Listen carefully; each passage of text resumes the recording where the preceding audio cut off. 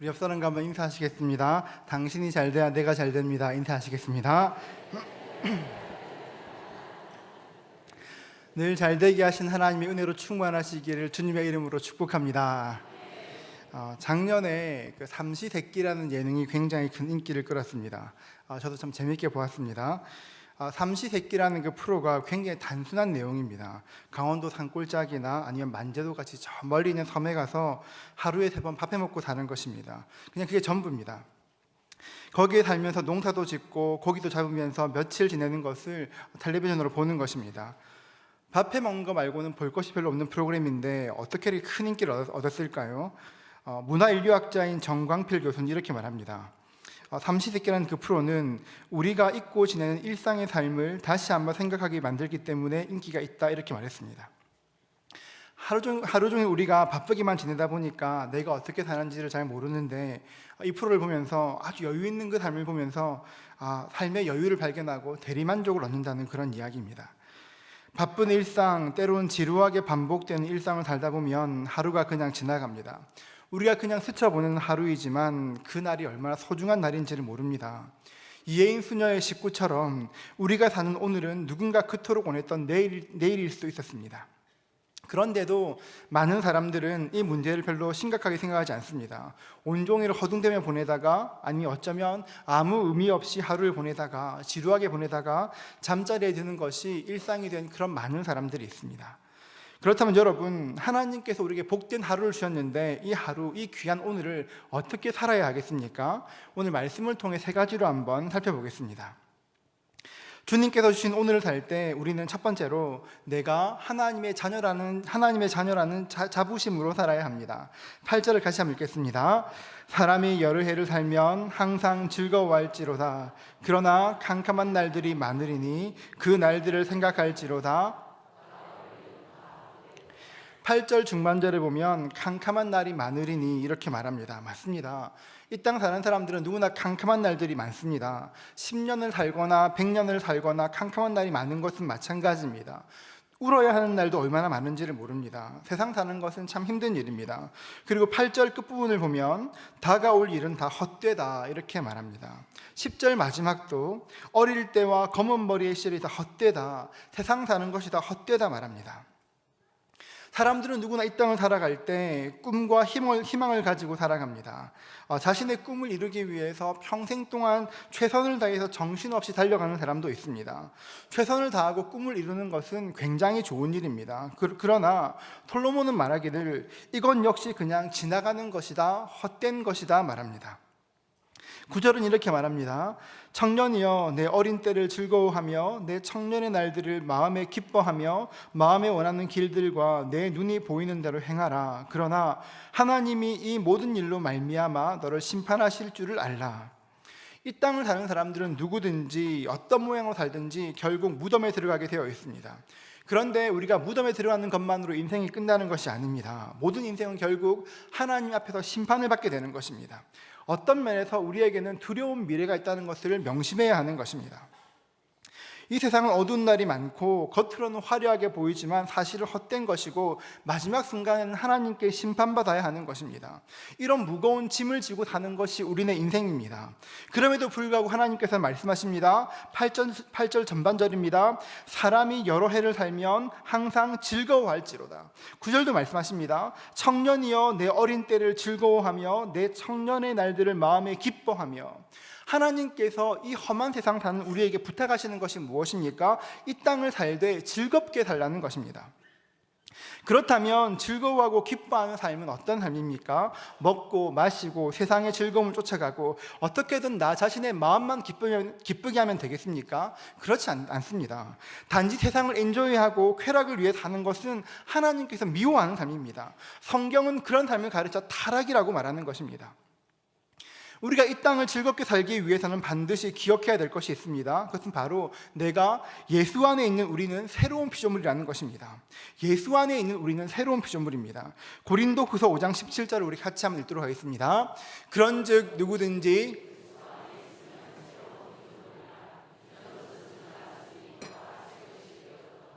성경은 말하기를 보라 그리스도 안에 있으면 새로운 피조물이라 말합니다. 예수 안에 있기 때문에 우리가 새로운 피조물이 되었습니다. 새로운 피조물이라는 것은 완전히 달라졌다는 것입니다. 어떤 분들은 이런 이야기를 하면 제가 교회 다닌 지가 얼마 안 돼서 성경을 잘 모릅니다, 이렇게 말씀하실 수도 있습니다. 괜찮습니다. 성경 말씀 모를 수 있습니다. 어떤 분들은 제가 교회 생활에 익숙하지가 않습니다, 이렇게 말할 수도 있습니다. 그럴 수도 있습니다. 그러나 어떻든 간에 확실한 것은 예수님께서 나 같은 죄인을 위해서 죽으셨다는 것만 분명히 고백할 수만 있다면 우리는 이미 새로운 사람으로 변한 것입니다. 믿음이 많든 적든 좋든 나쁘든 말씀을 많이 알든 적게 알건 간에 상관이 없습니다. 예수님께서 나를 구원하시고 자녀 삼으셨다, 이 사실을 믿는 그 순간부터 여러분은 이미 새로운 피조물로 바뀐 것입니다. 여러분, 새로운 피조물이라는 것이 무엇입니까? 내가 여러분이 전에 알던 그 사람이 아니라는 것입니다. 사람이 완전히 바뀐 것입니다. 사람이 바뀌면 보는 것이 달라집니다. 보는 것이 달라지면 생각이 달라질 것이고, 생각이 달라지면 행동도 달라지게 되는 것입니다. 안목이 바뀐 사람들은 행동이 전혀 새롭게 변하는 것입니다. 닐 앤더슨 목사님의 책 중에서 내가 누구인지 이제야 알았습니다라는 책이 있습니다. 이 책에 보면 이런 이야기가 있습니다. 미국 뉴욕의 지하철에서 일어난 일입니다. 주일 아침이라 차 안에 사람이 별로 없었습니다. 신문을 보는 사람, 눈을 감고 명상에 잠겨 있는 사람, 가만히 앉아 꾸벅꾸벅 졸고 있는 사람, 매우 평화로운 그런 분위기였습니다. 그런데 어느 지하철역에 섰을 때 문이 열리자마자 30대 남자가 아이들을 데리고 탔습니다. 남자는 자리에 가서 앉았는데 웬일인지 아이들을 소란을 피우고 다녔습니다. 고함을 지르기도 하고 발에 걸리는 물건을 차기도 하고 신문을 보고 있는 사람들에게 찾아가서 신문을 뺏기도 하면서 법석을 떨었습니다. 사람들은 아이를 찾아보면 참 못마땅한 그런 표정을 지었습니다. 그런데 정말 이상한 것은 아이들이 아빠였습니다. 아이들이 무슨 짓을 해도 아빠는 상관없는 듯이 눈을 꼭 감고 가만히 있었습니다. 다들 화가 나서 이렇게 꾹 참고 있는 표정이 역력했습니다. 마침내 곁에 있던 앤더슨 목사님께서 한마디 했습니다. 선생님, 실례합니다. 대개 아이들이 너무 소란을 피워서 많은 분들이 매우 불쾌해하고 있습니다. 조용히 하도록 아이들을 좀 타일러 주십시오. 그렇게 말했습니다. 그러자 그 말을 듣자 그 사람은 마치 그 이야기를 처음 듣는 것처럼, 그 사실을 처음 알았던 것처럼 눈을 번쩍 떴다가 다시 감았습니다. 그리고 잠시 후에 힘이 빠진 목소리로 이렇게 말했습니다. 선생님 말씀이 옳습니다. 저도 아이들을 단속해야겠다고 생각하고 있었습니다. 그런데 우리는 방금 병원에서 돌아오는 길입니다. 1시간 전에 애들 엄마가 세상을 떠났습니다. 지금 제가 무엇을 해야 될지는 모르겠습니다. 저 아이들도 마찬가지일 것입니다. 이 말을 듣는 그 순간에 목사님은 엄청난 충격을 받았습니다. 한순간에 그는 딴 사람이 되었습니다. 눈앞에 현실은 바뀐 것이 없습니다. 여전히 아이들은 장난치고 있었습니다. 그런데 장난치는 아이들의 모습이 전혀 다르게 보였습니다. 그 아이들이 귀찮고 시끄러운 것이 아니라 불쌍하고 치근하게 보이기 시작하였습니다. 현실을 보는 눈도, 그 아이를 바라보는 생각도, 느낌도, 감정까지 순식간에 다 변화되었습니다. 여러분, 안목이 바뀌니까 태도도 달라진 것입니다. 거짓말처럼 짜증도 사라졌습니다. 그 남자의 고통이 진한 아픔이 되어서 목사님의 가슴에 밀려오기 시작하였습니다. 그 순간 자기도 모르게 이렇게 말했습니다. 선생님, 죄송합니다. 제가 너무 몰랐네요. 혹시 제가 뭘 좀 도와드릴 것이 없겠습니까? 이렇게 물었습니다. 여러분, 환경과 여건은 그대로인데 시각과 감정이 달라진 것입니다. 여러분, 우리 앞에 펼쳐진 세상을 보면 방금 말씀드린 지하철 속의 풍경 같지가 않습니까? 소란을 피우며 말썽 부리는 아이들, 그런 아이 같은 사람이 이 땅에 얼마나 많이 있습니까? 또 그런 것 보고 못 참아가지고 울컥하는 사람들은 또 얼마나 많이 있습니까? 아무리 봐도 이 땅에는 웃을 일이 별로 없습니다. 그런데 이 땅에 웃을 일이 없는 이 세상인데 우리가 예수님을 만났습니다. 하나님께서 세상을 이처럼 사랑하셔서, 하나님이 나를 너무 사랑하셔서 독생자를 주셨다는 사실을 알게 되었습니다. 그 사랑을 발견하자마자 내 눈이 바뀐 것입니다. 환경은 그대로인데 내 눈이 바뀌었습니다. 저도 그랬습니다. 저는 어린 시절에 개척교회 목사애들인 것이 늘 불만이었습니다.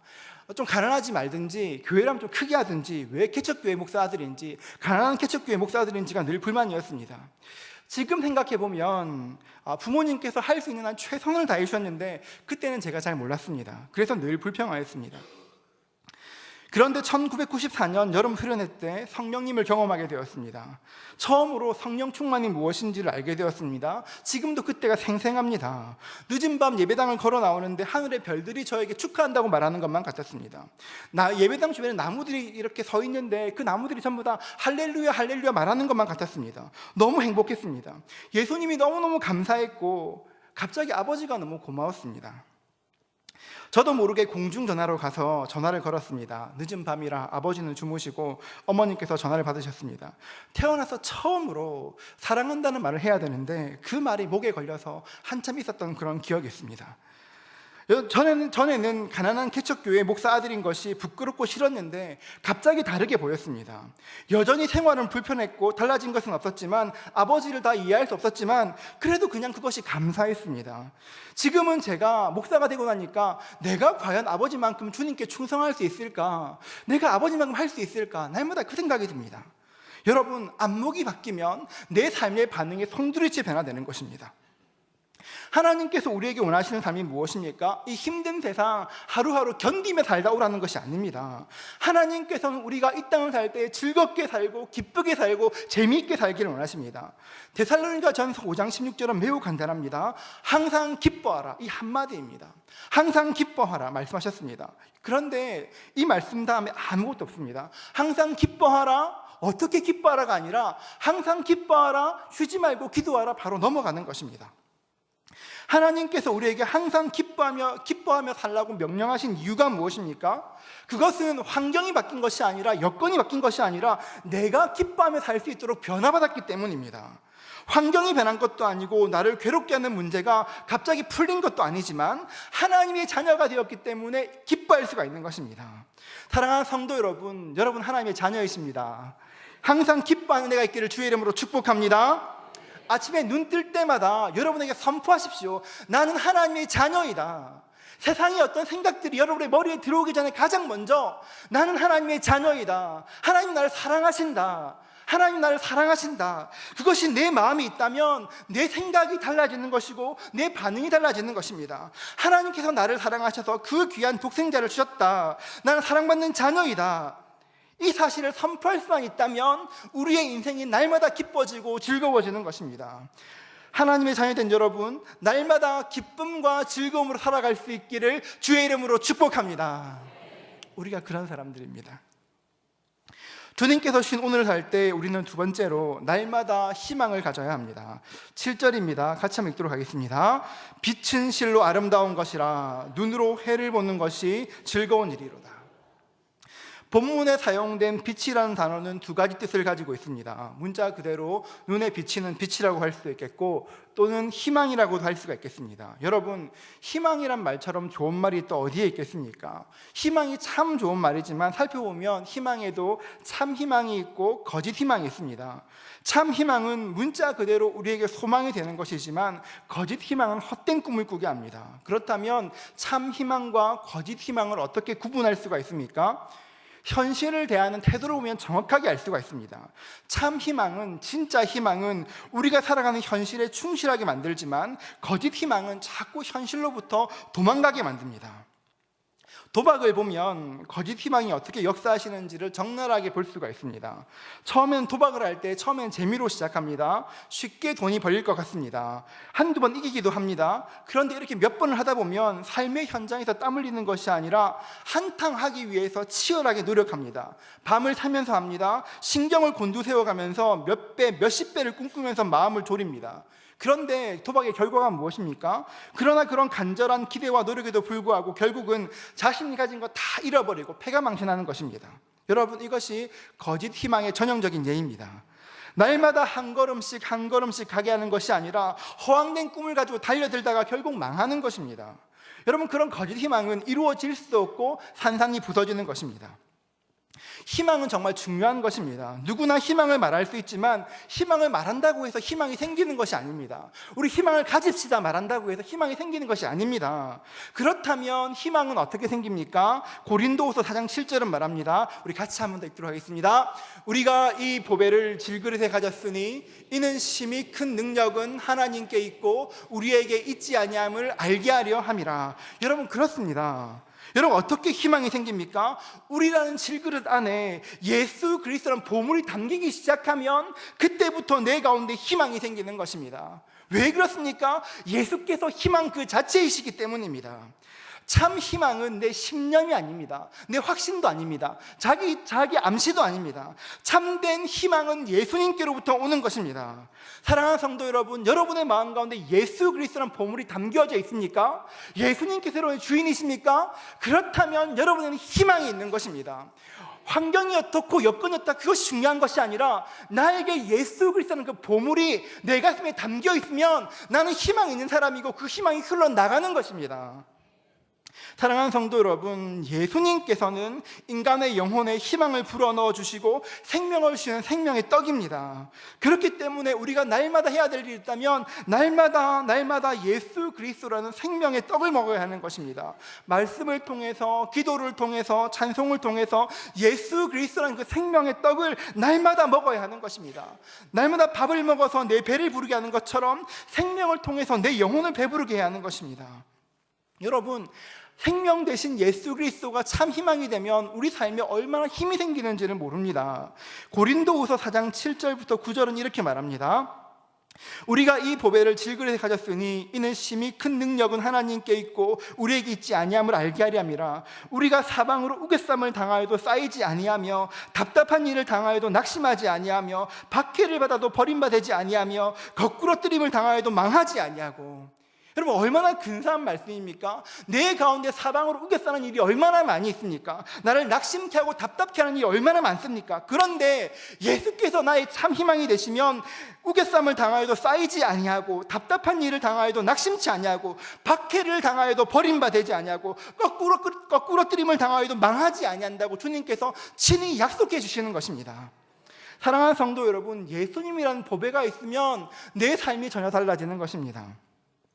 이 땅을 사는 사람들은 누구나 날마다 세 가지 적과 싸웁니다. 우리 마음속에는 세 가지 적이 있습니다. 첫째는 과거에 대한 상처이고, 둘째는 미래에 대한 염려와 근심입니다.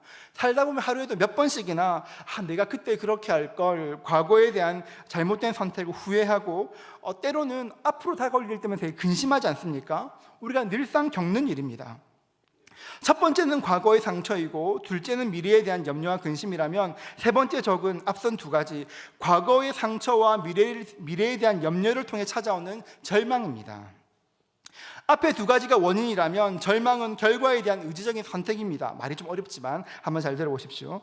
그러나 우리가 반드시 알아야 될 것이 있다면, 우리가 느끼는 절망은 사실이 아니라는 것입니다. 여러분, 절망을 느낄 때 그 절망이 사실이 아니라는 것입니다. 여러분, 우리가 느끼는 절망은 절망이 아닙니다. 유명한 정신의학자인 빅터 프랭클 박사는 이렇게 말하였습니다. 절망은 존재하지 않는 허구이고, 허구에 대한 두려움을 주는 망상과 착각이다. 제가 한번 더 읽겠습니다.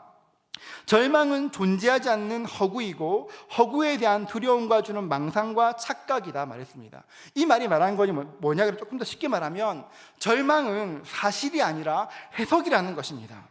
그 상황 자체가 절망인 것이 아니라 그 상황을 해석한 나의 평가가 절망이구나 한다는 것입니다.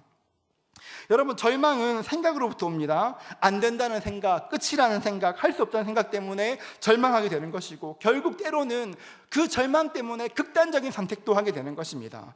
여러분, 분명히 기억하십시오. 절망은 절대 객관적인 상황이 아니라 그것을 바라보는 자신의 판단입니다. 1993년 6월에 미국의 닉 시즈맨이라는 철도 영무원이 사망하였습니다. 그는 관계도 매우 좋은 사람이었고 매우 성실하였습니다. 어느 날 부서 전체가 동료 직원의 생일 파티에 초대를 받았습니다. 다들 파티에 참석하기 위해서 1시간씩 일찍 퇴근했는데 닉은 깜빡하고 그냥 냉동창고 안에서 계속 혼자 일하고 있었습니다. 다른 직원들은 그것도 모른 채로 냉동 차량을 밖에서 잠근 후에 퇴근하였습니다. 뒤늦게 닉은 자신이 냉동창고에 갇혔다는 것을 알았습니다. 문을 두드리며 소리를 질렀습니다. 살려달라고 소리쳤습니다. 그런데 아무도 도울 사람이 없었습니다. 시간이 갈수록 점점 몸이 굳어왔습니다. 절망에 빠진 그는 냉동창고 안에서 칼로 바닥에 다음과 같은 글을 새겼습니다. 너무 추워서 온몸이 마비되는 것 같다. 차라리 잠들었으면 좋겠다. 아마도 이게 나의 마지막 말이 될 것 같다. 이제 끝이다. 다음날 아침에 직원들이 냉동창고의 문을 열었는데 닉은 차갑게 죽어 있었습니다. 여러분, 그런데 반전이 있습니다. 그가 냉동 차량에 갇혀 있던 그날 밤, 냉동 창고에 있던 그날 밤, 그 차량의 냉동 장치는 고장이 나 있었고 전혀 작동하지 않았습니다. 냉동 차량 안의 온도계는 17도를 가르치고 있었습니다. 지금보다 더 따뜻합니다. 17도는 지금 바깥 온도 좀 되는 것입니다. 닉 시멘즈가 왜 죽었습니까? 얼어 죽었습니까? 아닙니다. 얼어 죽은 것이 아니라 내가 냉동 차량 안에 있으니 난 얼어 죽을 거야. 그 확신이 정말로 얼어 죽게 만든 것입니다.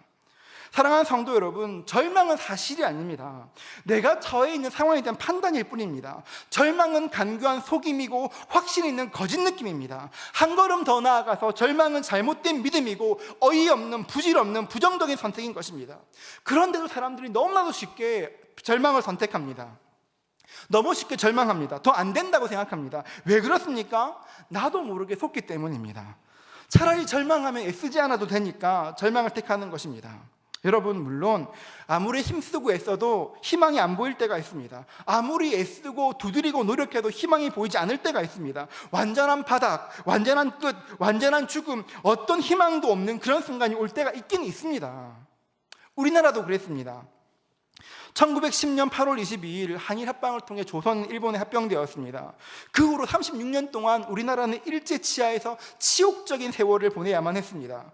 수많은 독립운동가들이 일제에 저항하고 조국 독립을 위해서 목숨 바쳐 헌신하였습니다. 여러분, 그런데 36년이 결코 짧은 시간이 아닙니다. 처음에는 조국 독립을 위해서 열심을 다하였으나 시간이 지날수록 독립은 불가능하다는 생각이 들기 시작하였습니다. 결국 수많은 사람들이 변절하였습니다. 여러분, 독립운동을 하던 사람들이 가장 많이 변절한 해가 언제인지 아십니까? 일제강점기 막바지인 1943년부터 해방을 앞둔 1944년까지 집중적으로 지식인들의 변절이 이루어졌습니다. 2년만 더 참았으면, 1년만 더 참았으면 기쁨으로 광복을 맞이했을 것인데 그 1, 2년을 견디지 못하여서 수많은 독립운동가들과 지식인들이 친일파가 되어서 부끄럽고 두려운 마음으로 광복을 맞이하였습니다. 여러분, 얼마나 부끄러웠겠습니까? 이스라엘도 그랬습니다. BC 586년에 예루살렘이 망했을 때 누가 봐도 이스라엘이 끝났다고 생각하였습니다. 성전도 무너지고 성벽도 무너지고 사람들은 뿔뿔이 사로잡혀 먼 곳으로 팔려가고 망했다고 생각하였습니다. 누가 봐도 망했었습니다. 그런데 여러분, 성경을 보면 그것이 끝이 아니었습니다.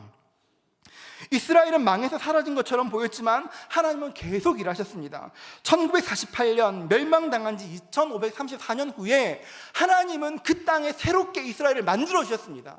2000년이 넘게 걸렸지만 하나님은 일하신 것입니다. 사랑하는 성도 여러분, 이 사건들에서 기억해야 될 것이 무엇입니까? 절망이 엄습해 온다고, 안 된다고 무너지지 마십시오. 겁내지 마십시오. 더 이상 견딜 수 없을 것 같아서 포기하지 마십시오. 왜 그렇습니까? 우리에게는 희망이 있기 때문이고, 희망 대신 예수께서 나와 함께 하시기 때문에, 우리의 희망이란 것이 있기 때문에 절망과 포기가 없는 것입니다. 사랑하는 성도 여러분, 우리의 경험과 지식을 믿어서 희망이 있는 것이 아닙니다. 내 경험과 지식을 믿어 희망이 있는 것이 아니라 미래의 주인이신 우리 예수님께서 내 인생을 날마다 주관하시기 때문에 내 인생 가운데 날마다 희망이 솟아나는 것입니다. 사랑하는 성도 여러분, 우리의 보배 되신 예수님으로 우리 모두가 충만한 희망 누릴 수 있기를 주님의 이름으로 축복합니다. 주님 주신 오늘 살 때 세 번째로 우리에게는 소박한 감사가 있어야 합니다. 7절을 다시 한번 읽겠습니다. 빛은 실로 아름다운 것이라 눈으로 해를 보는 것이 즐거운 일이로다. 여러분, 다시 말하면 해를 바라보면서 즐거워하고 빛을 바라보면서 기뻐하라는 것입니다. 여러분, 이어령 교수님의 책에 보면 이런 말이 있습니다. 이 세상에는 마치 감옥살이를 하고 있는 것 같은 두 부류의 사람이 있다. 한 사람은 창살을 붙들고 찬란하게 떠오르는 태양을 바라보며 그 태양의 아름다움에 취해서 자기가 감옥에 있다는 것도 잊어버리고 황홀해하는 죄수이고, 또 한 사람은 창살을 움켜쥐고 사방으로 둘러싸인 형무소의 담벼락을 보면서 울분을 이기지 못하고 이를 악물고 있는 죄수가 있다. 여러분, 똑같은 처지이지만 한 사람은 해를 보고 감격하는데 다른 한 사람은 형무소의 담을 보고 이를 갑니다. 정말 그런 것 같지 않습니까? 똑같은 처지인데도, 거의 같은 상황인데도 세상에 보면 무엇이든지 감사하고 기뻐하는 사람이 있는가 하면 어떻게 해도 삐치고 성내는 사람이 있습니다. 여러분 어떤 사람이십니까? 하나님께서 솔로몬을 통해 우리에게 말씀하시는 것이 무엇입니까? 우리는 해를 보고 빛을 보고 감사하고 즐거운 사람이 되라는 것입니다. 하나님의 자녀된 우리는 자연을 보고 기뻐하는 소박한 감사가 있어야 하는 것입니다. 자연 속에는 하나님을 기뻐할 수 있는 아름다움이 있고 하나님이 주시는 메시지가 자연 속에 담겨 있습니다. 그리고 하나님께서는 사랑하는 자녀들에게 하나님께서 베풀어 주신 그 아름다움과 메시지를 읽을 수 있는 영안을, 신령한 눈을 우리에게 주신 것입니다. 오늘 말씀처럼 솔로몬은 매일 떠오르고 진 해를 보면서 즐거워했습니다. 마태복음 6장 28절과 29절은 이렇게 말합니다. 우리 같이 한번 읽도록 하겠습니다. 또 너희가 어찌 의복을 위하여 염려하느냐?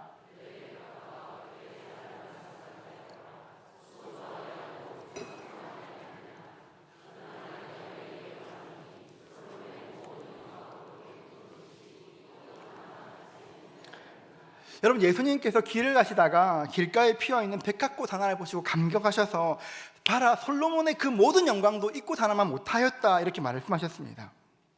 예수님께서는 머리 둘 곳 하나 없는 가난한 삶을 사셨습니다. 그러나 길에 피어난 한 송이 꽃을 볼 때마다, 공중에 나는 새를 볼 때마다 예수님의 마음에는 기쁨이 있고 풍요로움이 있었습니다. 헤르만 헤세의 글에 보면 이런 글이 있습니다. 하나의 꽃잎, 한 마리의 벌레가 도서관의 책들보다도 훨씬 많은 것을 간직하고 있다, 이런 말을 하였습니다. 이 말을 했던 헤르만 헤세는 예수님을 아는 사람이 아니었습니다.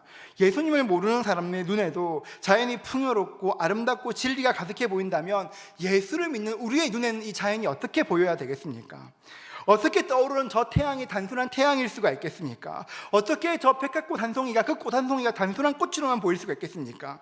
하나님의 사랑을 아는 자녀들은 모두가 시인이고 예술가가 되는 것입니다. 사랑하는 성도 여러분, 주변을 한번 둘러보십시오. 길가에 흐드러지게 펴있는 벚꽃을 한번 보십시오. 그 꽃을 볼 때 아, 좋구나, 아니면 그냥 봄이구나, 꽃이 피었구나 하는 것이 아니라 잠깐만, 조금만 더 머무르시고 한번 자세히 바라보십시오. 그리고 그 아름다운 꽃 속에서 여러분을 향한 하나님의 아름다운 사랑을 한번 읽어보십시오. 사는 것이 너무 바쁘십니까? 너무 바빠가지고 꽃 한번 볼 그런 여유가 없습니까? 잠깐만 그 자리에 서서 한번 바라보십시오. 그리고 한번 기억해 보십시오. 하나님을 기억해 보십시오. 천지에 피어있는 그 아름다운 꽃들은 다름 아닌 여러분들을 위해 하나님께서 주시는 선물인 것입니다. 내가 정성껏 선물을 준비했는데 상대방의 선물을 거절하면 내 마음이 어떻겠습니까? 얼마나 서운하겠습니까? 여러분, 하나님의 선물을 받으실 수 있기를 축복합니다. 아무리 바쁘고 여유가 없어도 잠깐만 서서 하나님 주신 아름다운 그 봄의 선물을 받아들이십시오. 주님, 참 꽃이 아름답습니다. 꽃이 좋네, 그것이 아니라 주님, 정말 꽃이 아름답습니다. 저를 향한 이 꽃이 너무 아름답습니다. 주님, 감사합니다. 그 꽃을 보고 하나님에 대한 사랑을 고백할 수만 있다면 우리 마음에 생각지 못한 기쁨들이 피어나오기 시작하는 것입니다. 여러분, 즐겁게 살면 하루가 그만큼 가벼워집니다. 이 땅 사는 모든 사람들은 누구나 인생에 짐을 지고 살아갑니다. 그러나 같은 짐이라도 즐겁게 마음의 짐을 지는 사람에게는 짐이 가볍습니다. 대문호의 셰익스피어는 이런 말을 하였습니다. 마음이 즐거우면 종일 가도 피곤을 모르지만 마음이 슬프면 얼마 못 가서 피곤에 주저앉는다, 이런 말을 하였습니다. 위대한 문학가가 말하지 않아도 누구나 다 아는 사실입니다. 얼마나 좋은 환경에 사는가에 따라 우리의 기쁨이 결정되는 것이 아닙니다. 예수님을 마음에 모시고 있는 사람은 꽃 한 송이를 가지고도 하나님의 사랑을 느끼며 즐겁게 살 수가 있는 것입니다. 하나님이 우리를 그렇게 만들어 놓으셨습니다. 그런데 우리는 우리의 마음을 조율하는 것에 너무 서툴고 게을러서 우리 마음을 잘 돌아보지를 않습니다. 내 마음이 무겁고 이렇게 억눌려 있는데 그냥 그대로 둡니다. 여러분, 그러면 안 되는 것입니다. 어떤 사람이 이런 말을 하였습니다. 사람의 마음속에는 두 개의 침실이 있다. 한 침실에는 기쁨이 있고 한 침실에는 슬픔이 산다. 한 방에서 기쁨이 깨어 있으면 다른 방의 슬픔은 잠이 든다. 참 묘한 말이지만 분명 일리가 있는 말입니다. 기쁨이 충만해지면, 내 가운데 기쁨이 충만해지면 슬픔이 저절로 가라앉습니다. 기쁨이 충만해지면 낙심 가운데 있지만 그 낙심을 딛고 일어날 것만 같습니다. 사랑하는 성도 여러분, 다른 그 무엇이 아니라 하나님 베풀어 주신 자연 만물을 보면서 소박하게 감사하시는 그 은혜가 있으시기를 주의 이름으로 축복합니다. 하나님께서 자연이라는 선물, 봄이라는 선물을 주셨습니다. 봄을 주셨습니다. 그 선물을 받으십시오. 그러면 슬픔이 사라지고 항상 기뻐하게 되는 것입니다. 우리 모두가 소박한 기쁨으로 충만할 수 있기를 다시 한번 주의 이름으로 축복합니다. 이제 말씀을 정리하겠습니다. 여러분, 기쁨은 오늘 내가 누리는 것입니다. 조건이 충족될 때, 내가 원하는 모든 조건들이 완벽할 때 누리는 그것이 기쁨이 아닙니다. 지금 내가 이 순간부터 기뻐할 수가 있는 것입니다.